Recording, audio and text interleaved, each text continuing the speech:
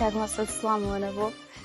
فرسپاس و کەروکە ئارۆ مێمانداری بەرنامەکە قبوڵی کردیمی بەستم زانی بابەتەکەمان تایبەتە بە دەگا زەریف و ڕەنگینەکە و دەگا شێخانی فەرماوە سڵام و بیانە سەرەتا دماتەر منیش پرسیارێکی ئاراستەکەی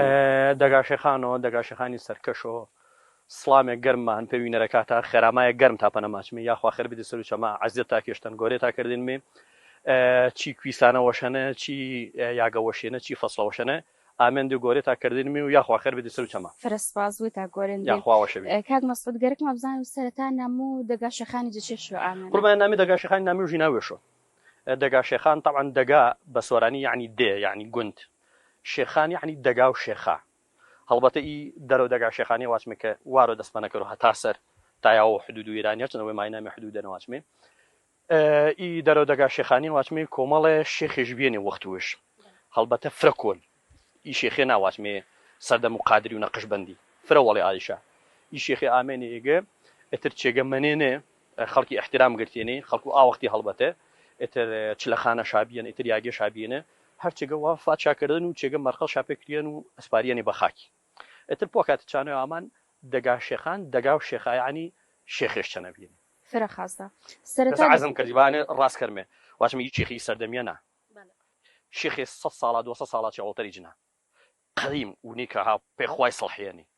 ئانی ئا شێخی کە زاهیدی بینی دنیا شاگەرەکە نەبینێ ئاشۆنە ماڵ و دنیا نەکۆتینە ئامێنە چێنە چلەخانەوەشکردن پێوێش خاص خەریک و خواپەرسای بێن و عیبادەتی بێن و ئەگە تاوا بۆش خەڵکێ شفێر و خواپەرسی کردە بۆ ئاشێخێکێکە بینی پانامێەوە دەگا شێخانوێ مەنامی نریان فرە خاستە سەرەتا دەگا شێخان ساڵ چنیوانی دروستە بینە ئەگەر قوربان فەرماوی پێی گێڵمێ پێی مێژوو دەگا شێخانی پێی تاریخ و دەگا شێخانی فرە کۆنە ئی یاگە ئێمەش چەنن میکەی کەرەوە دەگا شێخانی تازەکەیت تفۆیا بنینە ولا کەلارێ گاورە فرە تازێنە ساڵ و 92 ئامای مێ ئێگە 91 ئامای مێ ئێگە نەلامێ دەگای کۆنە بەڵام پێسە دەگا شێخانی هەرە کۆنی فرە کۆنە یەکەم دەگا شێخان چی کاواتە نەبیێن بین و بیاری و دەگا شێخانی طبعا بیاری و ئیسە و دەگا شێخانی کە کۆنە سەردەم و کەی خەسەوی کیانی و کەی قوبادی کیانینە ئاگە دەگا شێخان بێن هەڵبەتە فرە وەختی ئێمە هینەماپەنە و چوار ڕەخنەماوە نەگیری و کە هۆرامی ماتمێ مەملەکەتەکەمان مەملەکەت ئێمە بە زوانی ئیسەی ماواتمێ مەملەکەت بە زوانی قەدیمی ئینە مەملەکەت بێن وێ تا زاندێ وەخت و وێچش کۆمەڵە خەڵکێ کوبینە یاگێ شارێ یاگەوە شاپەوە شاوەشەکردێنە شورا شاچواردۆر و شاوەشەکردێنە یاگێ سەرکردەوەش بێن کوچە کۆڵانش بێن بازار و دوکانش بێن پەنەژوتیان مەملەکەت گاوینە ئیسە واتمی کاواتە نەبێن یەکەم جار گڵۆ پێ ئاوەختیە سەردەم و واتم کەی خەسر و کیانی چنی کەی قوبات کیانی اینێ چاگە بینێ دماتەر هەر یاگێ واشم دەگا شێخان فارڕەوە پێی بانیتا یاگەوە ماهەن قەسرە و بانیتاش بەنەم چیوارۆ بەرەو دەرەو بیاری ملی فاڕیانەوە پێ ئاگەی دمایانەی لوانەوە سەرهاڵ ئیسەج ئاساوارەکەی منێنەوە بەین خۆر قسەی منیانە ئینە کتێبەکانە هەن ئیسەج ئاساوارە کۆنەکەی منێنێ فاڕیانەوە سەرهاڵ دمای سەرهاڵی واتمی ئینە وەڵێ زاهینی ئینە وەڵی پێڵابی حەزەت و عیسای واتمی سڵام و خۆشەوە نەبوو چاگە بێن دمای ئانەی فاڕیانەوە پێ ئی کەلارێ گاورا سەردەم و حەزەت و واتمی دمای حەزەت و عیسای کە وەختە دینی مەسیحی مەچێکە بڵاو بووە سەردەم و دینی مەسیحی چێکە بڵاو بووە مەیا ئی یاگێ کەلاوەکە شامەنێنی هیشتایی پەنەشوچی و کەلارێ گاورا دمای ئانێ چێگەچ فاڕێەوە ملۆ داشارە یاگەوە ماهەن وەرو دەگا شێخانی کۆنی پەنەشوچی و داشارە چاگەی چۆ ئایا نەوەشی ئامان بەردێنێکی لێن دەنگێ قسەوە هەنە ماچۆ تاعون بڵاو بێنەوە وەختوێش چاگەت چۆڵ کریان لوێنێ سەرتەر چاگا دەگا شێخان شاوان کردنەوە ساڵ 1970 کە بار کریایمێ ئێتر واسمێ چۆڵ بی ئاگە نەوە یەک ئامای مێدمای ڕاپەڕینی وەرو نزیکە جادەیی نەلای مێسەر ئامای مچەنە نیشتی مەرۆ دەگا شێخانمان تازە کردەوە چێوەتریژان حەز کرد پەنە تاواچوو توانێ ئێزیانەوە چێکە کێلێەوە تەعەنجەنا بوو مامسا غالبی غالب و کاکسەلیمی واتمێ ئێستێنەشۆ نیەنە چا دیوار بێنێ نەفۆتیو طبعا لۆگوێش ئیناسەرۆ پەرسابێش چن ئانیشا کە شوێنەوار ناسێنی باواچمێ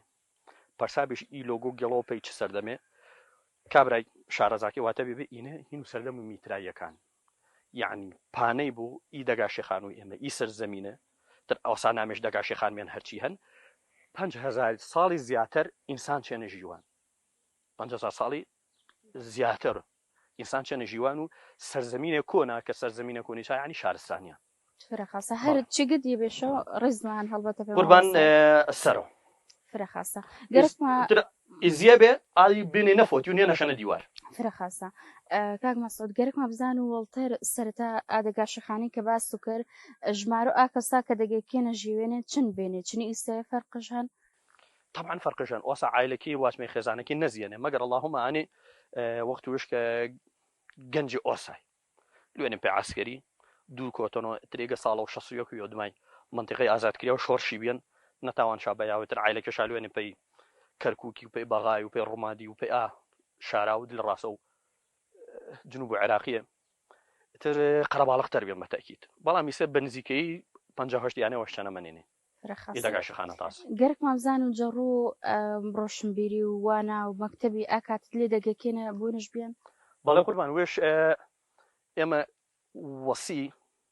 کە کەرۆ واسمێ وەختەیە کە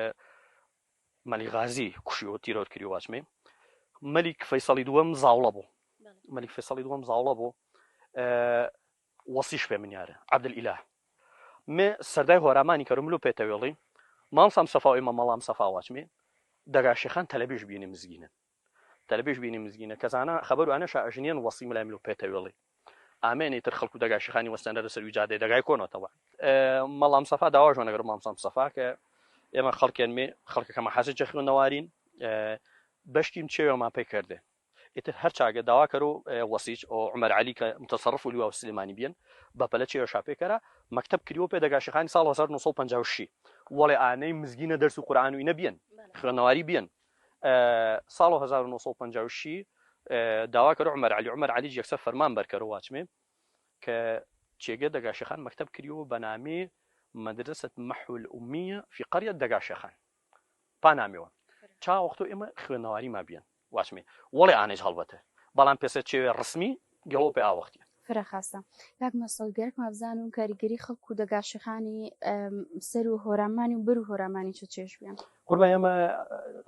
پرسیارەکە فرەی نایە گەوێشەنە وەشبەختانە دەگاشەخان بەپاو حەجمەکەیش کە چن گولانن کاریگەری ما بیان تاومی واسمێ نەکات سەر و ئاست و هۆرامانی سەر و ئاست و کوردستانیش تەماشەکەری پێسە عەرزم کردی وەڵێنە دەگاشەخان و ئێمە پاوگولانەیەکەش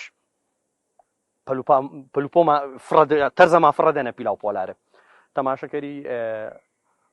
محکەمە سەدامینە مەسەلەن محکەمە سەدامی کریا کە محکەمەوە بێسەر و ئاست و وڵاتە عەرەبیەکانە محکەمەوە گۆرە بێ مەواچ و عێراقینە یۆجە دەستە و محکەمەکەی دەگاشەخانەی ئێمە بێ کاک مازن بێ کە حاکم مازن کە چاگە بێ ئاوەختە هەڵبەت بە سیفەت و حاکمینا بە سیفەتە تەرچاگە بەشداریکەری محکەمەکەنە بەعسی قانونی عێراق و چڕیا بێ پێی قاهرەی عێراق و سەر و ئاست و عێراق البته مای 2000 یاری باس کردو کیانیه بین چریه بین پی قاهره پی مصری یو شاده شیخانه بی که حاکم قاسم یالش بخیر حسینا برو ولاتیو چوکای تر دیسان ملکو اسپانیایی کومال ضابط عراقیش دعوت کرده بینی که بلا اسپانیا دوره و اینا وش بختانه سر و اسو عراقی نه شاده شیخانه بی که مقدم دلاور بی تشریف شابر دلویا چا دورنه باشداری شاکر وقت البته که دلاور نه اوابی ایپلو مقدم و ایسه جا شۆرشەکە عێراقی چەنە بڕوا کردی دەگاشەخانەی ئێمە بەشداری شۆرش و شەوافیشکردن عنی شارەزێ مێژوو عێراقینی خاسەرئینەی زانە سەورە و شەوافی یاوینە کە ساڵ 62 بیانیان 60 عال ساڵێکی ویرە نیەنە شۆرشەکریان ئینقلابێەوە بێن واسمێ کەشف بێن ماوەی ئینقلابەکە نامیشانیان سەورە و شەوافی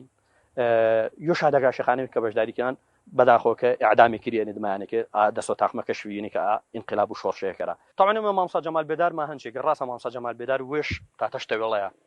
بەڵام هەروێش پس ئینسانێ بە وەفان پس ئینسانێ بە وەفای ئامان چی دەگاشەخان و ئێمە زاوڵە بێن گۆرە بێن و ئینە فەزڵەکەی پێ ئانێ گێڵنەوە تاوان تاومی واسمێ مامسا جەمال بێدار سەر و ئاست و باشوور و کوردستانی و سەر و ئاست و هەردووە هۆرامانەکەنێ کەسایەتیەن و ڕقەمێن دیارە یعنی مای افتخار و شانازین پەیگر هۆرامیە پەیگر کوردی باواچمێ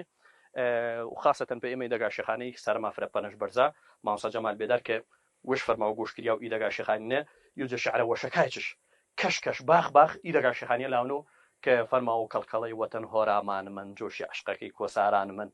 تجني هنجيرة وجوزين دار من بيبو مينيشتهي هاوار من تايا وياك فرما مشتاقي وطن هورا من مخصوصا تاسي دقا شيخان من يعني بنامي نامي دقا شيخاني ونامي إيم لخانة جايا ونامي هانو مريو إي باخيو باخەکە و کەشەکە گردینەوە فرە خاسە مەسەو دەگەر تۆ چێ ئەمەە بواچیش من هیچم لەمەە فرە سپاس ئینانە خزمەتانیا خواخر بێ دەسوچەمە خێر بێ دی پێ دەگا شێخانی